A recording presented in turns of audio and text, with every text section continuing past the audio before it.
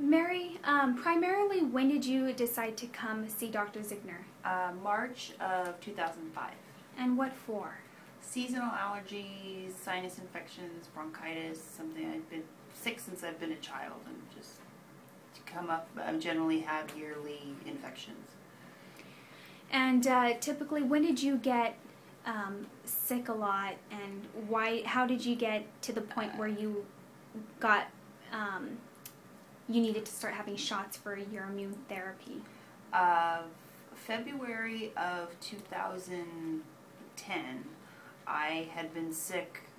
That particular illness I had from October to February, and at that point she was thinking something's going on, so we tested my blood, and it came back that I basically was not building antibodies, but they weren't that low at that point, so she had given me an injection in the office to kind of simulate the immune therapy, what it would be like if I did start it.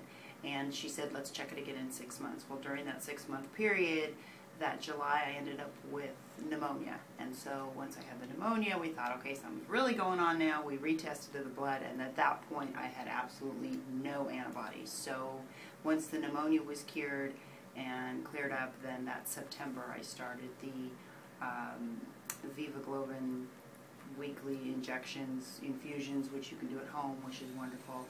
And then, and I've still been doing that. And so I've been doing that since September, and we're now in May. And how do you feel with your infusions since you've been doing them at home? I feel a lot better. I've maybe had one infection since then versus in the past when I probably would have had 3 or 4. So my energy level's back up, and I feel like a real person again. So when I get a cold, it lasts for maybe a day or 2, whereas in the past it maybe would have lasted 2 weeks.